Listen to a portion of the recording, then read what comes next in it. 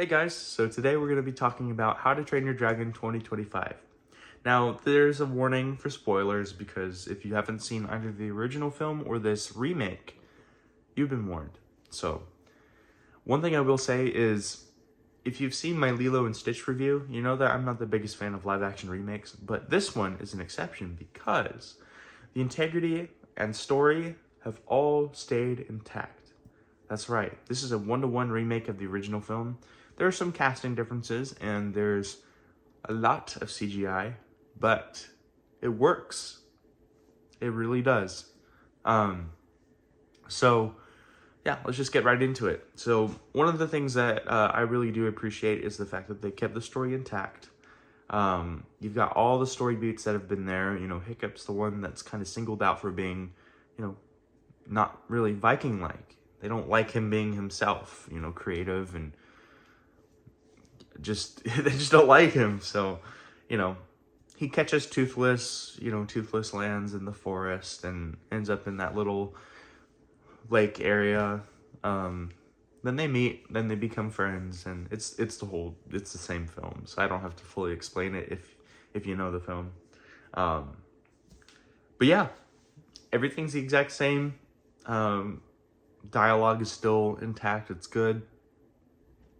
It does feel like they do mimic a lot of the animated movies, like movements and stuff, which isn't bad. Like, I think the fact that they really followed the original film so well is crazy. Like, it really does feel like when you sit in the theater, it feels like you're just watching the original animated film, which is good. Set pieces are incredible. It actually feels like you are watching that original film. Like Hiccup's house, for example, has the same decor on top. In his room, you get that same, really large, kind of entryway. Even the hall where all the Vikings are meeting up to talk about slaying dragons.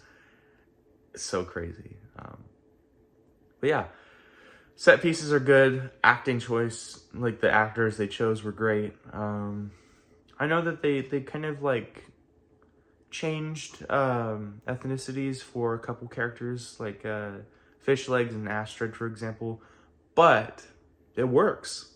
Now, when I say it works, I mean it really works. All the actors feel like they studied the characters well, and nothing took away from the experience. I think everybody did a phenomenal job, and especially the chemistry that each actor had with each other. It really felt like they knew each other, not only in real life, but as the characters. So yeah, pretty awesome stuff. Yeah, there's not much else I can really say. Like I said, the actors and actresses did phenomenal. I think the set pieces are amazing. I think the CGI actually really works for these dragons, because they still kind of look like their animated counterparts, but just with added scales and, just more realistic textures. And it feels really good to see that. They really cared about the designs of each character. So yeah. And it's funny too, because I think the guy who plays Hiccup is from The Black Phone. I know that throughout the film, he tried to do he didn't do a full-on Hiccup impression, which is good, because I think you gotta kind of stay more natural with that, because Hiccup's voice is very unique in the original films. It's kind of more like this, dragons, they're kind of scary, but I want to get to know them more. I don't know. I don't mind if they don't have that sort of thing there, because with Gobber, he kind of doesn't have that he has more of a British accent. I don't really know how to explain it. How to explain your accent. I don't know.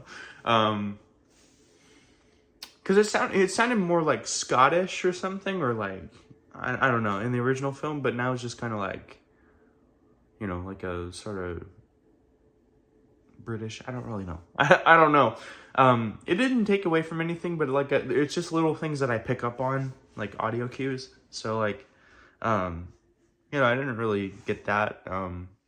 But again, all of that not being there is fine, because I think the film being intact and keeping the story grounded like it was, that's all that matters to me. And I do think, for what it's worth, I think they should try 2 and 3, you know, for these live action remakes, because they already succeeded with the first How to Train Your Dragon. I'm sure that's made like quite a bit of money already.